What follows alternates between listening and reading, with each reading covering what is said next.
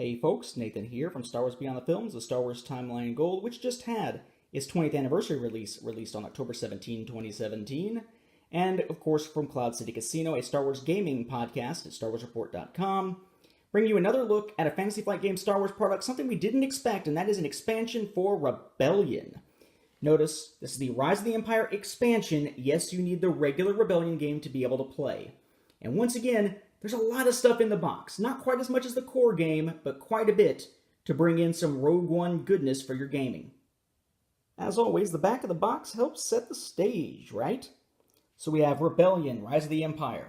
It is a dark time in the galaxy. The oppressive rule of the Galactic Empire spreads from system to system, destroying all peace and hope. Worse still, there are rumors that the Empire is constructing a secret battle station of unimaginable power. A group of unlikely heroes have banded together against this overwhelming threat. They must rally others to their cause, infiltrate the Empire, and steal the plans for the Death Star before it is too late. Rise of the Empire provides a plethora of exciting new options for the Star Wars Rebellion board game. Heroes and villains from Rogue One: A Star Wars Story, and fan-favorite characters like Jabba the Hutt bring their skills to the fight for the fate of the galaxy. In addition, new vehicles and new cinematic combat rules lead to tense battles filled with thematic moments. Regardless of your loyalty, this expansion is filled with many crucial tools that will help you conquer or liberate the galaxy. The time to fight is now. Includes 36 plastic miniatures, list of game contents, and we're of course going to go over those, and a brief preview of what is in the box. Now what you'll find if you actually play Rise of the Empire is that there are certain things from the base game that get swapped out to be able to use this, and in some cases just added in. One of the swapping out things does have to do with that cinematic combat, which brings in advanced tactics cards, leader reroll action, preventing hits, destroying and damaging units, removing damage, canceling cards, and additional cinematic combat rules. So a nice new complex system, but thankfully one that can fit on one sheet, so hopefully it'll be nice and easy to learn for those who have already learned previous play for Rebellion. But you'll notice there, the second paragraph, I'll go through both. This expansion includes new combat rules and advanced tactic cards that have thematic and exciting effects. The Rebel and Imperial players each have their own ground and space tactic decks, which allow their units to resolve unique effects. When using this expansion, players use the advanced tactics cards instead of the tactic cards found in the base game. These cards are used as follows, and then it goes into those individual sections of rules. So, doing new cinematic combat, playing basically Rogue One, so, hey, Brad Pitt, what's in the box? We have, of course, our rules reference here. Then, we have a total of 12 objective cards. 5 with the 1 on the back, 4 with 2, and 3 with 3. So that brings us Threaten the Core, Support of the Hutts, The Long War, Decisive Victory, and Defensive Position with 1. Seize Control, Raid Outposts, Rebel Cell, and A Time for Peace with 2. And then for 3, Show No Fear, Uprising, and Raid Imperial Factory. We have 2 attachment rings, one with Jabba the Hutt on it, one with K2SO on it. Our proof of purchase, 3 more green die. We then have a total here of 5 target markers.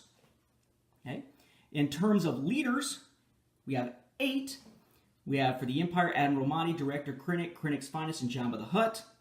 And then for the Rebel side, Chirrut Imwe, Saw Gerrera, Cassian Andor, and Jyn Erso. We have 2 unit reference sheets there, Rebel on top, Imperial on bottom. And then we have our 16 action cards, again, Rebel on top, Imperial on bottom here, 8 of each. We have He Means Well, Something to Fight For, Trust in the Force, Baze's Loyalty, Under the Radar, Son of Skywalker, Rebel Extremist, and False Orders. Then for the Empire, Post Bounty, Ambitions of Power, Lord Vader's Orders, Secret Facility, Sweep the Area, Good Intel, Early Promotion, and Track Them. For advanced tactics, we have a total of 32, 16 Rebel, 16 Imperial, and of each, it's 8 Space and 8 Ground. So for the Empire, for Space, we have Swarm Tactics, Reinforcements, Tractor Beam, Overwhelming Presence, Super Laser Blast, Entrapment, Energy Shield, and Intercept. For Imperial Ground, we have Support of the 501st, Armored Patrol, Overrun, Target the Generator, Air Superiority, Armored Position, Bombardment, and Imposing Presence. For the Rebels for space, we have Rogue Squadron support, bombing run, outrun them, draw their fire, fleet logistics, ion blast, and escort, along with deployment. And then for the ground for the Rebels, we have hold them back, take it down, tow cables, take cover, planetary shield, Rogue One, escape plan, and confrontation. Our mission cards are unevenly divided, 20 for the Rebels and 24 for the Empire. For the Rebels, we have Sabotage, 2 of Subversion, My Only Hope, Promotion, 2 of Behind Enemy Lines. And we have Regional Aid and 2 of Safe Haven, Secret Mission, Aggressive Negotiations, oddly with Chirrut there, Heist, Prepare for Battle, 2 of Assault, Plant Explosives, 2 of Reconnaissance, and Critical Rescue. Then for the Empire, we have 2 of Subversion, Hire Mercenaries, Promotion, 2 of Imperial Might, We're the Bait, Stolen Intel times 2, Break Their Will, and 2 copies of Exploit Weakness. Then we have Construct Superstar Destroyer times 2, Interdictor Development times 2, Single Reactor Ignition, Secure the Plans, Discredit Rebellion, Draw Them Out, Make an Example, 2 copies of Deployment, and finally Message from High Command.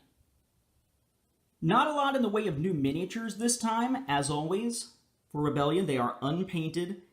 There are no stands or anything for them. I've got them sort of matched up here as a reflection from one side to the other. So we have ourselves 3 of the turrets matched up with 3 of the radar dish-looking blasters. We then have 3 Nebulon B frigates matched up with 3 interdictors.